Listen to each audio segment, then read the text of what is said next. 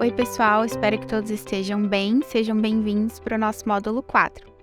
Hoje a gente vai conversar um pouco sobre a identificação das necessidades específicas do estágio de desenvolvimento dos estudantes durante a fase da adolescência. Nesse módulo, a gente tem como principal objetivo que vocês reconheçam as principais características e demandas dos estudantes na fase da adolescência.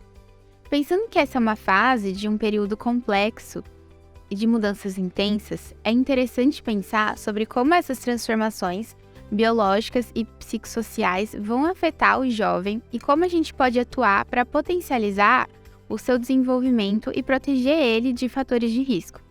Eu acho interessante a gente começar delimitando o período da adolescência. A bibliografia mais recente compreende a adolescência na faixa de 12 e 13 anos até aproximadamente os 20 anos de idade. É interessante pensar que a concepção sobre essa etapa do desenvolvimento ela pode estar muito mais relacionada com os espaços sociais e as demandas que esse jovem vai ter do que de fato com a idade. Vamos pensar. Nessa fase, a gente tem jovens que estão dentro do sistema escolar, os que já iniciaram a carreira profissional e os que estão procurando o primeiro emprego. A idade que os jovens são convidados ou que eles se veem na necessidade de adentrar esses espaços está muito relacionada com a cultura que eles estão inseridos e com as condições sociais que eles estão expostos. Como a gente falou, essa fase é caracterizada por transformações e mudanças complexas, e as transformações biológicas fazem parte desse processo. Uma das principais mudanças é que o corpo desse jovem atinge a maturidade sexual e vai estar apto para a reprodução. Então, a gente vai ter alterações das características primárias, que estão relacionadas aos órgãos genitais, e as secundárias, como o aparecimento de pelo facial, mudança no timbre vocal, alargamento dos quadris e muitas outras. Esse jovem vai passar por uma cascata de mudanças biológicas, a qual a gente chama de puberdade. A puberdade é um processo de longa duração em que o corpo do jovem ele tenta se ajustar em tamanho, peso e proporção.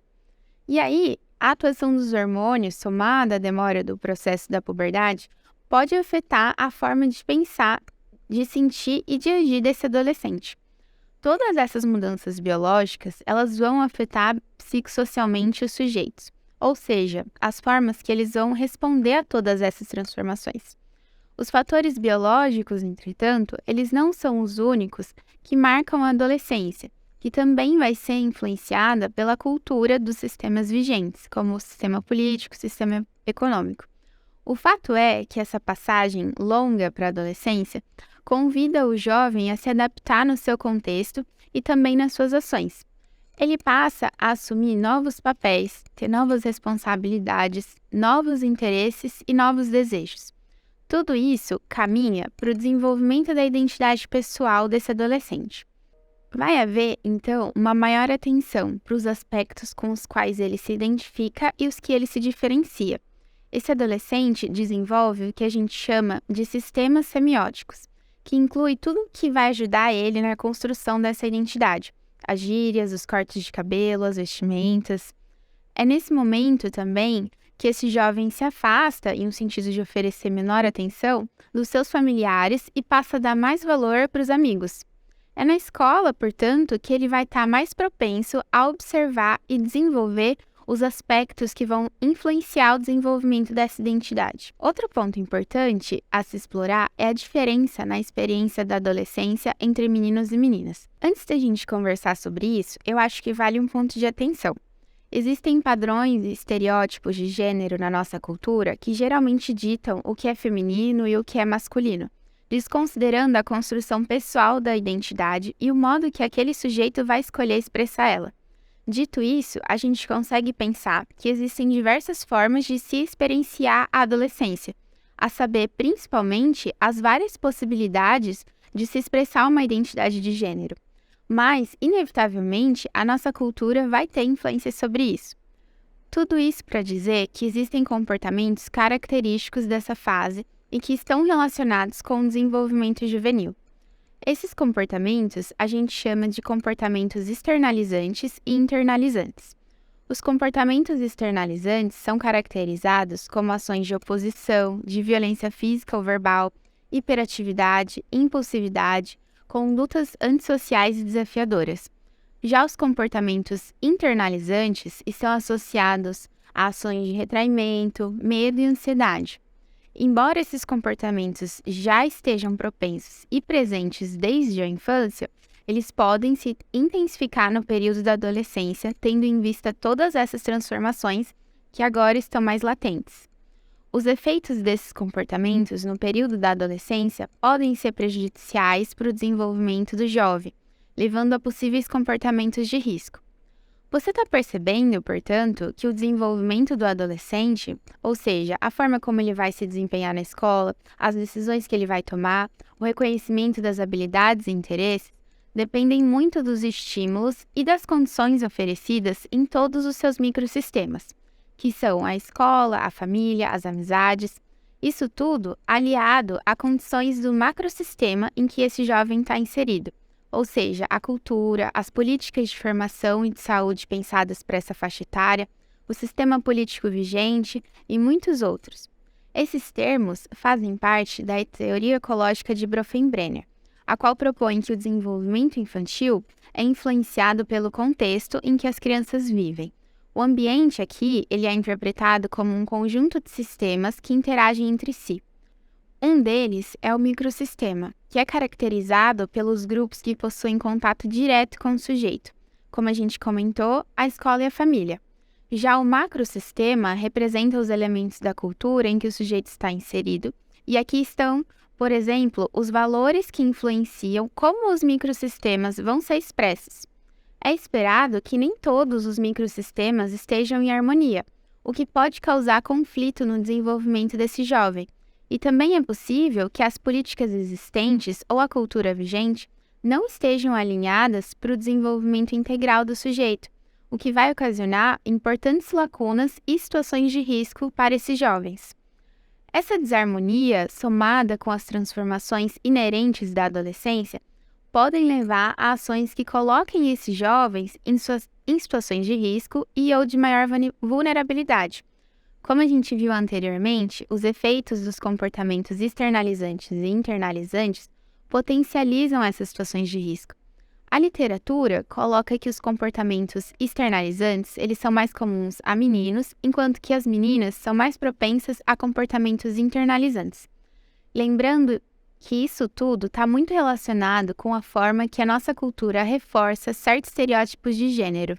Caso esses comportamentos não sejam acolhidos e não haja uma intervenção adequada e responsiva, eles podem resultar em situações aversivas a esses jovens. No Brasil, possíveis situações de risco comuns da adolescência são os casos de envolvimento com drogas, violência, autolesão, perpetuação de bullying, reforço de uma imagem negativa de si, especialmente entre as meninas.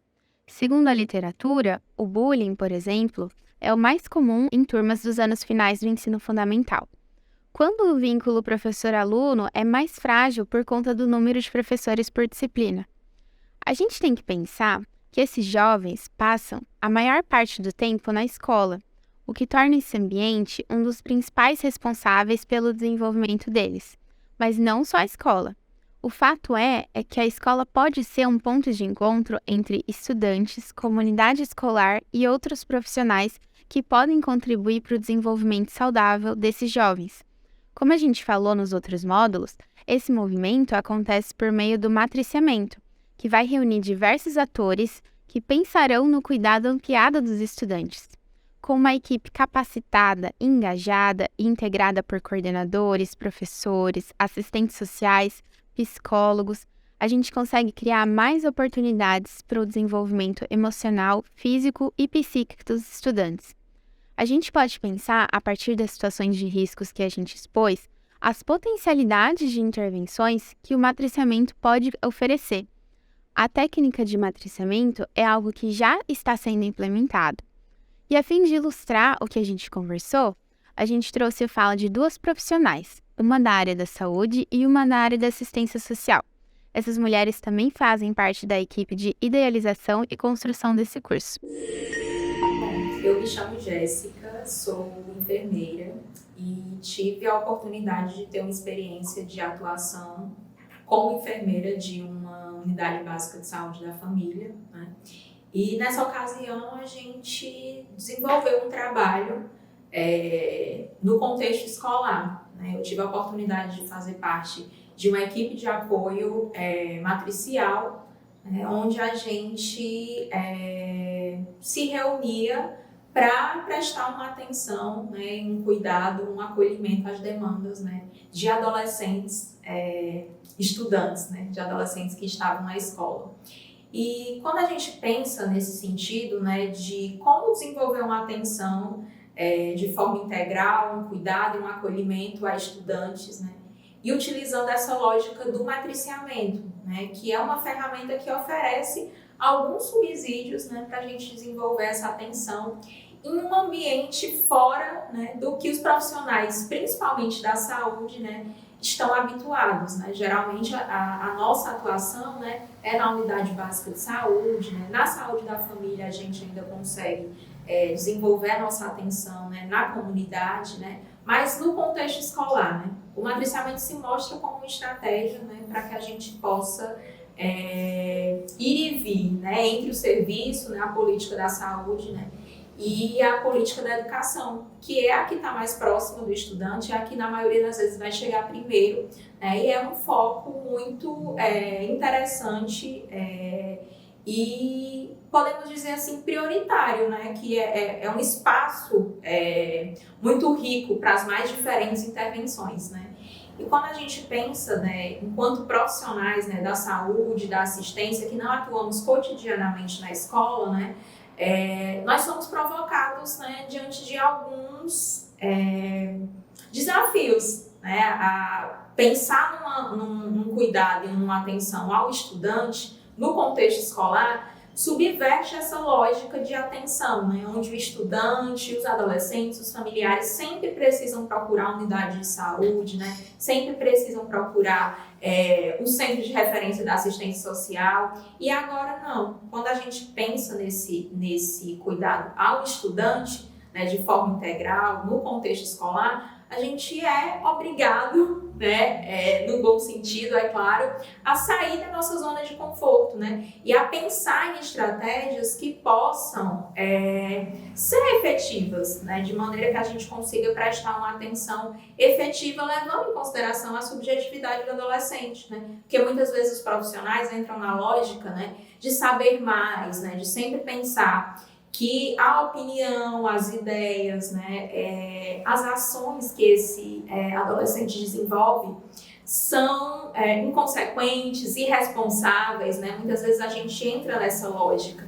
E quando a gente sai, né, da nossa zona de conforto, né, da nossa zona costumeira, vamos assim dizer, né, do profissional de saúde, daquele que detém o saber, né, e vai prestar uma atenção para o outro, e pensa nessa lógica de compartilhamento de cuidado, a gente é obrigado, né, e é interessante que a gente leve em consideração, né, as subjetividades, os desejos, as vontades, as dúvidas, né, até as inconsequências também, né, desse adolescente, porque todas elas compõem, né, esse ser subjetivo, né, que é o adolescente, né, que tem o seu contexto na escola, tem o seu contexto na comunidade, no seu grupo de amigos, nas redes sociais, né, então a gente é provocado a levar isso em consideração, né, quando a gente vai prestar essa atenção fora dos muros, né, dos nossos serviços. E quando eu falo nesse sentido, né, é no sentido simbólico também, né, de que a gente possa desenvolver essa habilidade, né, de pensar, porque o matriciamento também nos provoca a desenvolver outras habilidades, né, de cuidado e atenção aos adolescentes, que comumente a gente não tem essa formação específica, né, para atuar com esse público, né, que precisa ser levado em consideração. Né? Assim como a gente tem as políticas de saúde, né, para prestar atenção à população ribeirinha, às mulheres, às crianças, aos idosos, né, a gente tem a política de saúde também, que nos orienta, né, no trabalho com adolescentes, né, de que forma a gente pode desenvolver essa atenção para esses adolescentes, né? E focando no contexto escolar, isso nos obriga a desenvolver estratégias, desenvolver habilidades, né? Pensar em outras formas de atenção, de cuidado, em outros locais, né? Por exemplo, como é que a gente vai realizar uma escuta de um estudante? Sempre precisa ser um consultório, numa sala, com uma mesa, né? Por que a gente não pode desenvolver um momento de discussão de caso com esse estudante, com os familiares, de escuta, na quadra, né? No pátio, e fora daquele set, né, que é muito conhecido, né, do consultório, né? Então eu penso que desenvolver essa estratégia de matriciamento com estudantes, né, tem muito a somar e a engrandecer, né, na nossa atuação, né, e também na atenção integral à saúde desse estudante, né, dos seus familiares, da própria equipe de saúde, né, como um todo, da própria equipe da educação, na integração desses saberes. Então eu penso que é um caminho, né, para que a gente possa qualificar cada vez mais a nossa atenção para estudantes e para adolescentes, né, e pensar fora da nossa caixinha de formação muitas vezes, né, principalmente, né, dos profissionais da saúde, que às vezes tem uma ótica mais biologicista, né, muito focada no tratamento, né, na prevenção. Então é uma estratégia de promoção, né, não só de saúde mental, mas da saúde como um todo, né, desses estudantes no contexto escolar. Então, é uma estratégia que trabalha a nosso favor, né? Oi, eu sou Thaís, sou assistente social e é com enorme prazer que eu estou aqui para falar um pouquinho sobre a experiência que eu tive em matriciamento escolar. Então, para falar de matriciamento escolar, eu acho importante fazer duas pontuações. A primeira delas é como acontece esse matriciamento escolar e a segunda é sobre os efeitos desse matriciamento para os estudantes e para os profissionais. Então, como acontecia esse matriciamento? O matriciamento escolar ele acontecia a cada 15 dias na escola. E também poderia acontecer antes ou até um pouquinho depois. Isso ia depender da demanda que aquela escola apresentava para a gente. E era a partir da escuta ativa que os profissionais, né, os professores e toda a comunidade escolar realizava com os adolescentes, com os estudantes. Era a partir dessa escuta ativa que vinham as demandas e a partir delas, algumas demandas que eram consideradas mais complexas, essas demandas elas iriam ser discutidas em matriciamento com os profissionais da rede intersetorial, a qual eu fazia parte, né? Eu trabalhava no Centro de Saúde da Família e também, né, como assistente social, também já atuei na política de assistência social. Então, isso facilitava bastante para realizar esse matriciamento com esses profissionais. Então, a partir dessas demandas, a gente ia pensar estratégias de como intervir, né, de como lidar com essas situações. E essas estratégias elas se dividiam em estratégias individuais e coletivas. As estratégias coletivas elas se desenvolviam a partir de ações que eram realizadas nas escolas, a partir de formações de professores que a gente via a necessidade. E a individual é quando tinha uma necessidade de estar mais próximo com aquele adolescente. Em alguns casos, aquele profissional da equipe, né, intersetorial realizava mais uma escuta, né, para saber o que realmente tinha acontecido, se o caso era mais específico. Em outros casos não, a gente via que já existia uma gravidade, uma complexidade maior que precisaria até a gente acionar o sistema de garantia de direitos, por exemplo, o Conselho Tutelar, o sistema de justiça, né, que são os casos mais complexos que tratam-se de violações de direitos. Quando não eram casos, né, tão complexos, a gente ia pensar em outras atividades para realizar ali no âmbito da escola, né? Então, e os efeitos, né, do matriciamento, tanto para os estudantes como para os profissionais, é algo que eu me pegava muito pensando. Eu sempre fui muito inquieta com isso.